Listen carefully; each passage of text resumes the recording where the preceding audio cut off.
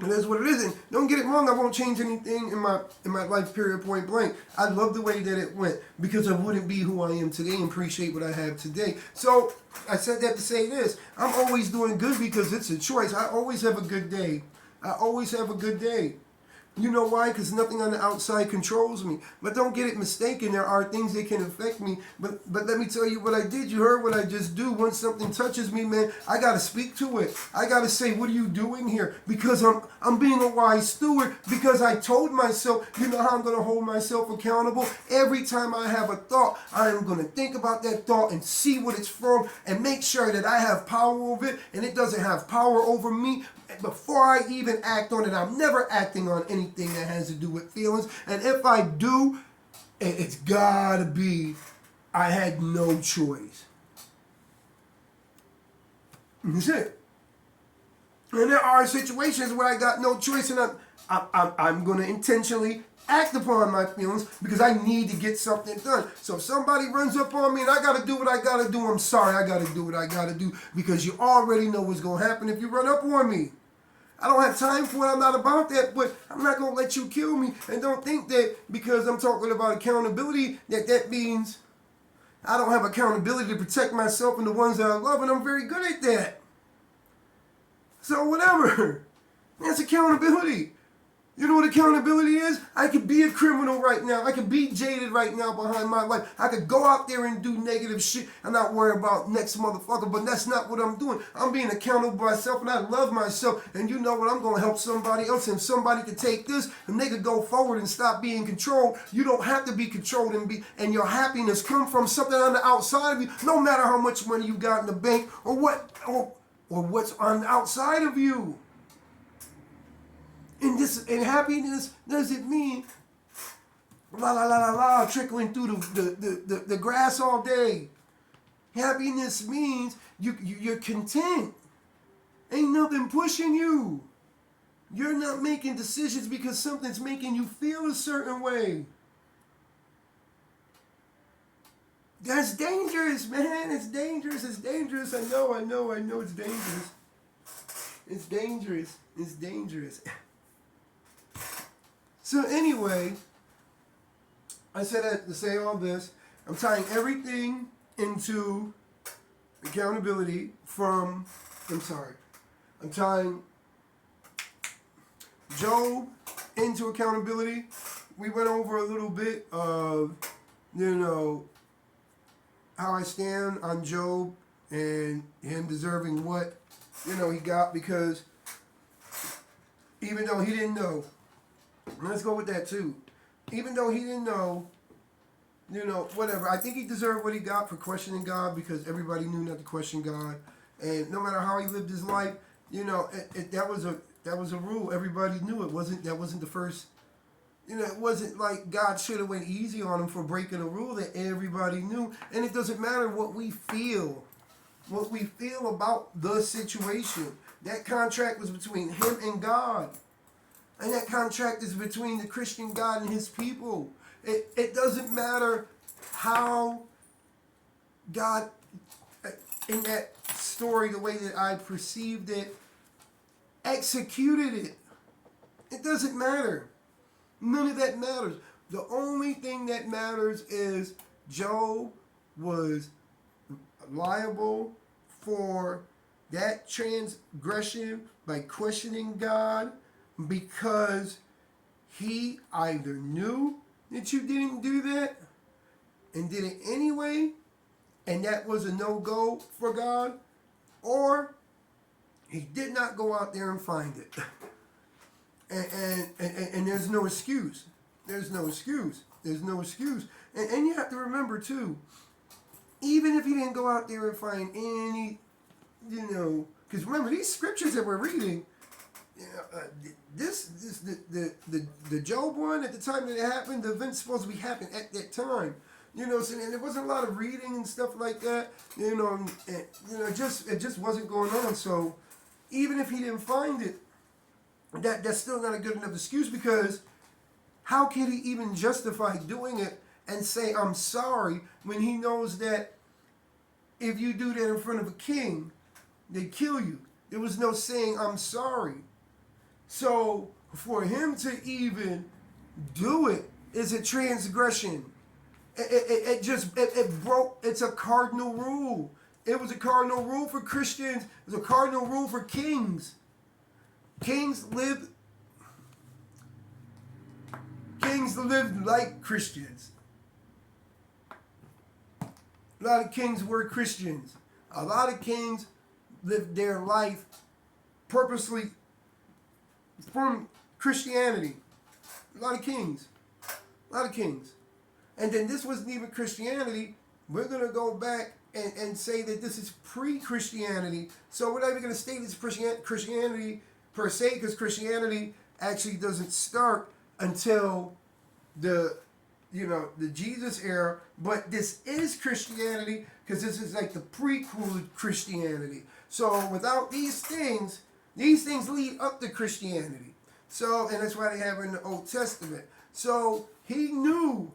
They all knew of the coming son. They all knew of these prophecies. These people lived about these prophecies. This is what they did. You know, their kings back then, you didn't question them. There was no questioning. It wasn't, bro, like really, really, really, I think that people don't take themselves out of our time frame and look at it from that time frame, so we judge it with this time frame on that time frame, and you really can't.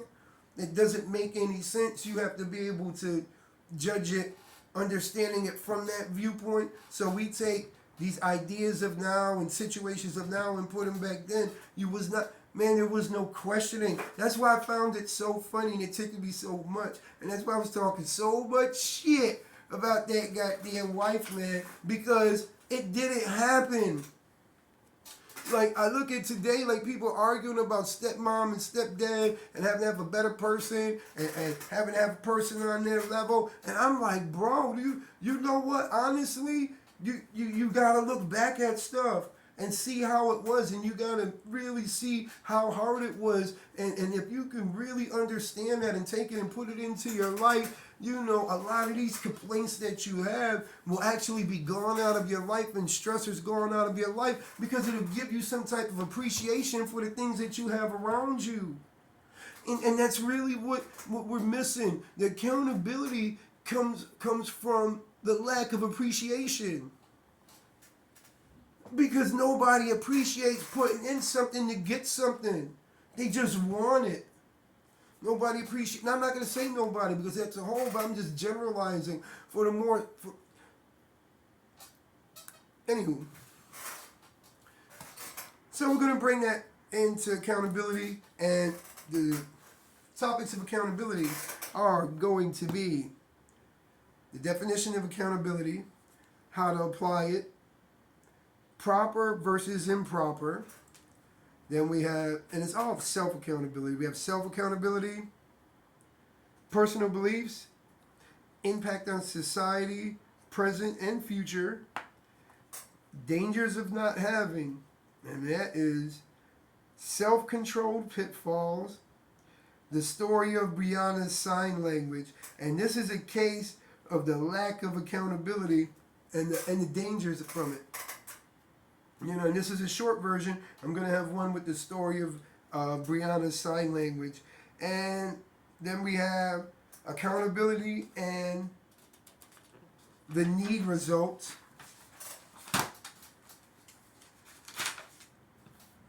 Which brings us to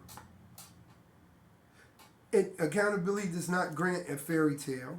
And then we also have self-accountability needs daily gauging. And these are kind of some of the questions. These are some questions you could use. They're going to be, am I holding myself accountable for my actions? Are my actions based on feelings?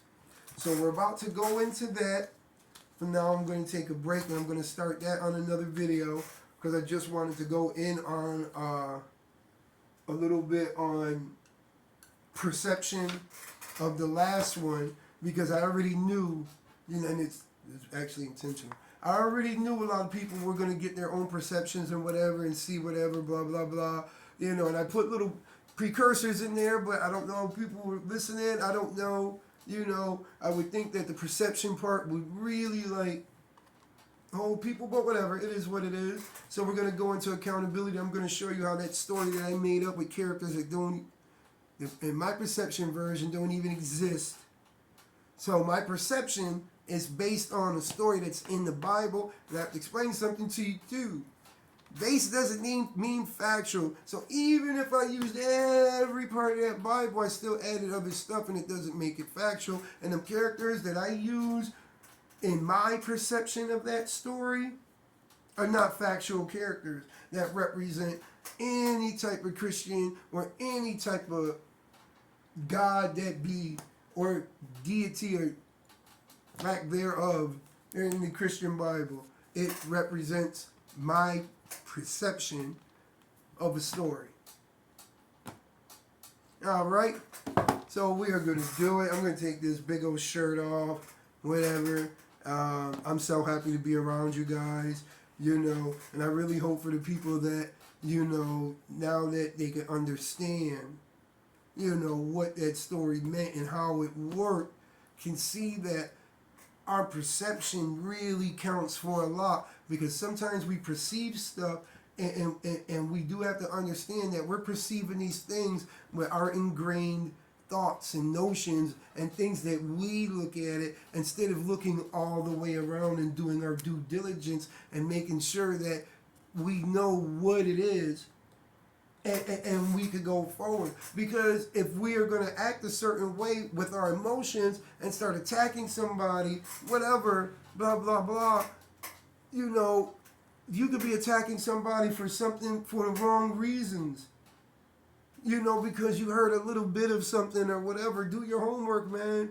You know, that's like, that doesn't make any sense. You know, like you gotta be wiser with yourself, because it's your life depends on it. My life depends on it. My baby's life depends on it. You know, like we listen, man. We gotta change this up, and all I want to do with this is I want to change people's perceptions, and we can start being accountable for ourselves, and we can actually have a good life, and you know, have the opportunity to, you know, enjoy this ride, and we can do it together, you know, or whatever. And I'm ready for whatever. I'm down for whatever. You'll see that through my history of my records. Anyway, let's make this happen. There's a bunch of good stuff coming through. I promise you. I promise you. I promise you. I'm so sorry about coming out with that video like that, but I had to come out with that Job like that, you know, because I really wanted to, you know, see if you guys were listening and put a perception in there and see, you know, how my perception of something should not have control over, you know, your emotional stance on something. But anyway, it's what it is. All right, we're going to make this happen. I'm going to come back to this. Let me go put a sweater on, change or whatever, and see you in a little bit.